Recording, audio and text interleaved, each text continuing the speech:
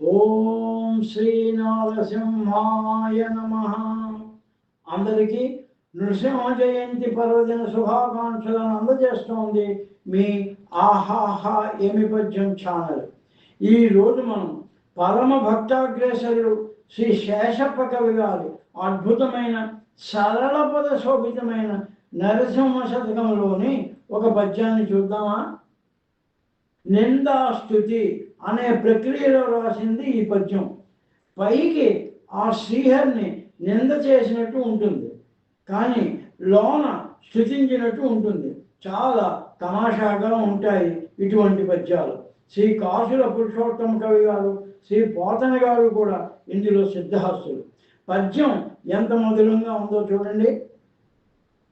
అందరేమైనా నిన్నడుగవచ్చదలంచు క్షీరసాగరమందు చేరినావు, నీ చుట్టూ సేవకుల్ నిలువకుండుటకునే భయద సర్పము మీద పండినావు, భక్త బృందము వెంటపడి చరించెదలంచు ఎగిరిపోయేది పక్షి ఎక్కినావు, దాసులు నీ ద్వారమాశింపకుంటకై మంచి యోధుల కాపు నుంచినావు, లావు గలవాడవైతివి రాకు నేను నిన్ను చూతును, నా తండ్రి నీరదాక్ష భూషణ వికాస శ్రీ ధర్మపుర నివాస, దుష్ట సంహార నరసింహ దురిత దూర. ఈ పద్యం ఒకటం చూడండి ఎంత మనోహరంగా ఉందో.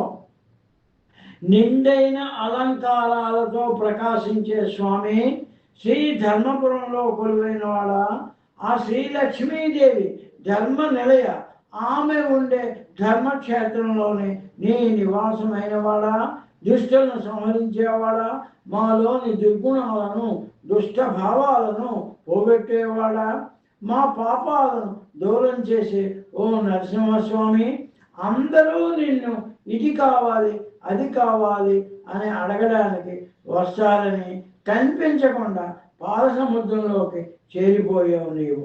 నీ సేవకులు నీ చుట్టూ నిలబడకుండా గొప్ప భయం గొల్పే పాము మీద పండుకున్నావు. భక్త బృందాలు ఎక్కడ వెంటబడి వస్తారో అని ఎగిరే పక్షిపై ఎక్కావు. గరుత్ మందిరం పైకి తిరుగుతారు కదా ఆయన.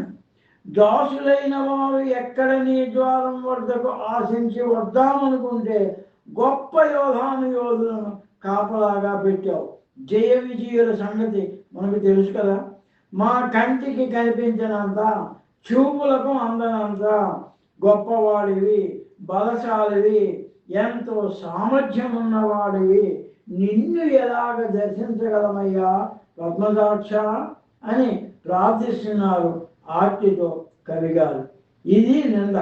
ఇంకా అందరూ నిన్నే అడగడానికి వస్తారయ్యా, వేరే దైవం లేడయ్యా, నీ చుట్టూ సేవక బృందం, భక్త బృందం, దాసానుదాసులు నిన్నే భజిస్తూ ఉన్నారయ్యా, అంత గొప్పవాడివి నువ్వు, నిన్నెలా చేరుకుంటామయ్యా, దయచూడు ఓ తండ్రి అని స్తుతి చేస్తున్నారు ఈ కవి గారు. ఈ పద్యం మీకు నచ్చినట్లయితే లైక్ చేయండి, షేర్ చేయండి, సబ్స్క్రైబ్ చేయండి.